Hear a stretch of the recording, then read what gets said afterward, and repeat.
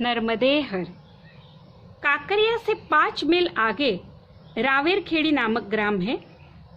इस ग्राम के समीप ही पेशवाओं की धर्मशाला तथा घाट है। यहाँ पर सुप्रसिद्ध अत्यंत पराक्रमी शूरवीर राजा प्रथम बाजीराव पेशवा की समाधि है।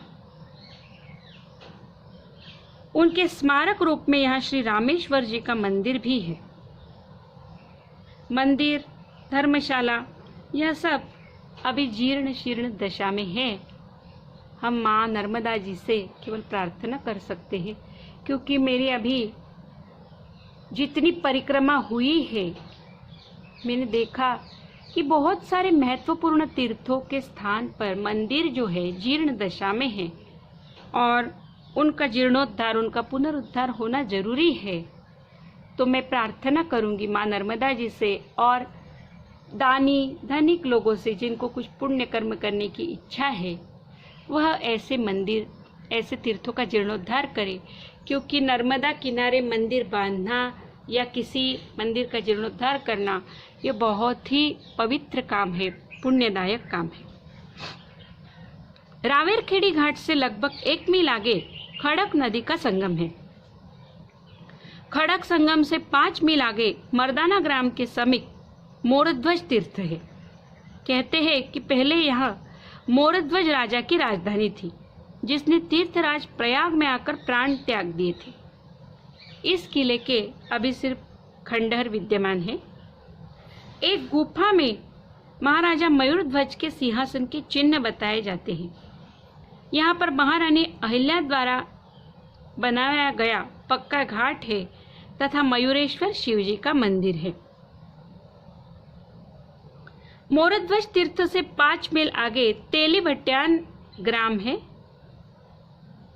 तेली भट्यान में बहुत ही श्रेष्ठ ऐसे संत जिनके दर्शन परिक्रमावासी को जरूर करने चाहिए, सियाराम बाबा वो है। फिर आगे 7 पीपली घाट है, इसे गोधारी घाट भी कहते हैं। इस संबंध में एक कथा है। प्राचीन काल में एक महात्मा निवास करते थे। वे बड़े कर्मकांडी थे। एक बार उन्होंने बड़ा यज्ञ किया। उस यज्ञ की भस्म अभी तक निकलती है, ऐसा कहते हैं।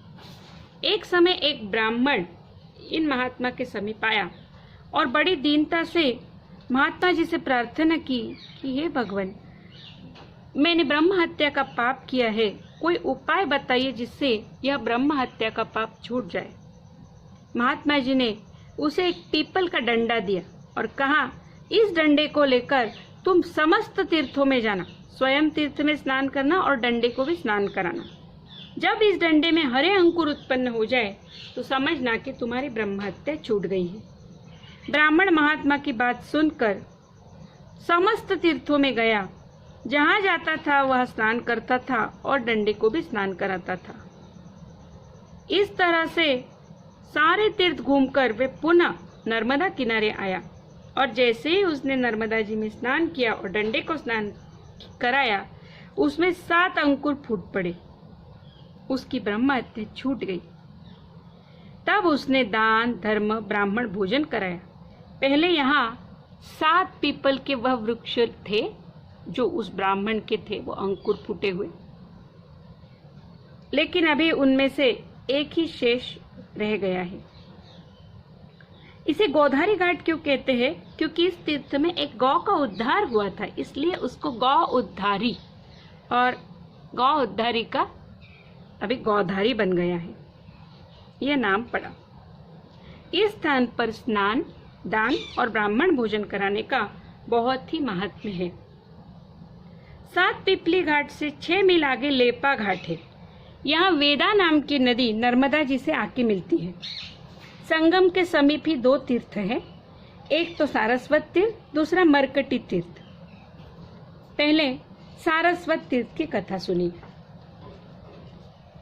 द्वापर के द्वितीय चरण में सरस्वती अथवा ब्राह्मी वेदा का यह नर्मदा जी के साथ संगम हुआ है। यहाँ पर मंकणक नाम के ऋषि शिव जी की आराधना करते थे। चिरकाल आराधना के कारण उन्हें शिव जी की कृपा से शिव जी का विश्वरूप दर्शन हुआ। उनकी समदृष्टि हो गई। अब वह सर्वत्र विश्व रूप को ही देखने लगे। वे आनंद में मग्न होकर नृत्य करते थे। सर्वत्र विश्व रूप दर्शन होने के कारण और उनका चित्त विश्वमय हो गया था। इस कारण उनके नृत्य के साथ संपूर्ण विश्व नृत्य करने लगा। तब समस्त देवता घबराए और ब्रह्मदेव जी की शरण में गए। ब्रह्मा जी ने कहा, यह ऋषि तो शिव भक्त है और शिव जी के कहने से ही वह मान सकता है। अतः हम सब मिलकर भगवान शिव जी के समीप चले। फिर ब्रह्मा जी सारी देवताओं सहित शिव जी की सेवा में समुपस्थित हुए। शिव जी को सब समाचार सुनाया और प्रार्थना की कि भगवान, समस्त जगत समस्त विश्व नृत्य कर रहा है। यदि मंकणक महर्षि इसी प्रकार नृत्य करते रहे तो विश्व का कार्य कैसे चलेगा? आप उन्हें नृत्य करने से रोकिए। यह सुनकर शिवजी समस्त देवताओं के साथ मंकणक ऋषि के पास गए। मंकणक महर्षि निरंतर नृत्य करने में तल्लीन थे। शंकर जी ने उन्हें पूछा, हे मुनिवर, आप नृत्य क्यों कर रहे हैं? तब महर्षि ने कहा, आप कौन हो? मैं तो अपने शरीर में संपूर्ण विश्व का दर्शन करके अति आनंद के कारण नृत्य कर रहा हूँ। यह सुनकर शिव जी ने अपने अंगूठे से ताड़न किया, जिससे उनके शरीर से भस्म ही भस्म निकलने लगे। तब ऋषि ने शिव जी को प्रणाम किया, उनकी स्तुति की और यहाँ पर मंकणेश्वर शिव जी की स्थापना की। अब वेदा संगम मर्कटेश्वर तीर्थ की कथा श्रवण कीजिए। पूर्व काल में यहाँ एक मरकटी रहती थी। चंचलतावश वह नर्मदा के किनारे बांस के गुंड को तोड़ने लगी। फटे बांस के बेग से उसका शरीर बांस में उलझ गया और वह मर गई। उसका धड़ तो नर्मदा जी के जल में गिर गया, परंतु सिर बांस के वहां ही उलझा रह गया। हड्डियां नर्मदा जी में गिर गई थी। उस पुण्य के प्रभाव से अगले जन्म में वह महाराज सत्यसेन की धर्मपत्नी महारानी हुई, पट्टरानी बनी। उसका नाम श्रृंगार वल्लरी हुआ। उसका संपूर्ण शरीर बहुत ही सुंदर तथा दिव्य था, परंतु उसका मुख बंदरी के सदृश था। एक दिन महाराज सत्यसेन अपने इस पट्टरानी श्रृंगार वल्लरी को साथ लेके आखेट के लिए वन में गए। संयोग यह है कि आखेट करते करते महाराज नर्मदा किनारे उसी स्थान पर वेदा के संगम पर आ गए। राजा ने अपनी रानी से कहा, तुम यही वन में विहार करो, मैं आखेट करने के लिए सघन वन में जा रहा हूँ। और रानी को वही छोड़कर राजा चले गए। नर्मदा जी का किनारा, वेदा नदी का संगम, फल पुष्पों से नमित वृक्ष, पर्वतों की श्रेणियां, अलौकिक दृश्य था। रानी आनंद से यहाँ वहां टहलने लगी और टहलते हुए बांसों के झुंड में चली गई। वहां जाते ही उसे पूर्व जन्म की स्मृति आई कि मैं तो यही रहती थी और पूर्व जन्म में वानरी थी, और यहीं पर बांस में दो बांसों के बीच मेरा उलझ जाने की वजह से मेरा धड़ नर्मदा जी में गिर गया था। रानी ने ध्यान से देखा, वहां बांस में उसके सिर की सूखी हड्डियां उलझी हुई अभी भी थी। रानी ने अपने हाथ से उन हड्डियों को निकाला और नर्मदा जी में प्रवाहित कर दिया। हड्डियां नर्मदा जी में पड़ते ही रानी का मुखमंडल चंद्रमा के समान दिव्य हो गया और वह स्वर्गीय अप्सराओं के सदृश अत्यंत सुंदर दिखने लगी। जब महाराज आखेट से लौट के आए, अपनी रानी को स्वर्गीय अप्सराओं के सदृश सुंदर देखकर उसके माधुर्य लावण्य युक्त मुखमंडल को निहारकर परम चकित हुए और बोले कि तुम्हारा यह मुख इतना सुंदर कैसे हुआ?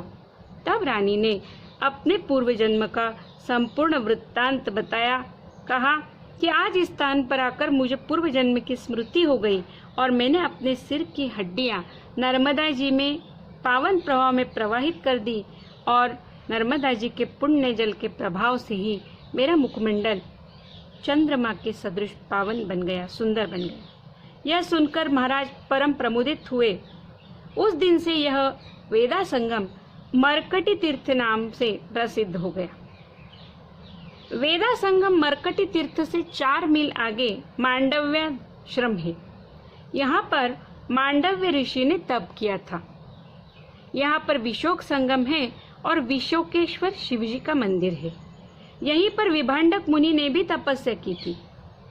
यहाँ पर वशिष्ठ पत्नी अरुंधति, ब्रह्मा पत्नी सावित्री, कश्यप पत्नी दिति आदि देव पत्नियों और ऋषि पत्नियों ने तपस्या करके सिद्धि प्राप्त की थी।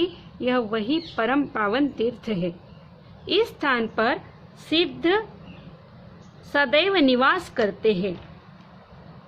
मांडव्याश्रम से 2 मील आगे स्वर्णदीप तीर्थ है। इस घाट का नाम नवाडी टोला घाट है। यहाँ शालिवाहनेश्वर शिवजी का मंदिर है। इसके समीप ही हिरण्यगर्भा नदी का श्री नर्मदा जी के साथ संगम है।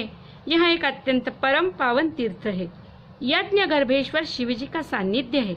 यहाँ ऋषिगण देवगण नित्य स्नान के निमित्त आते हैं।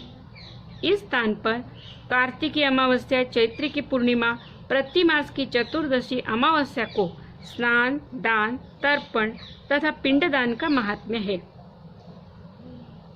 स्वर्णदीप तीर्थ से 6 मील दूर बलगांव घाट तीर्थ है।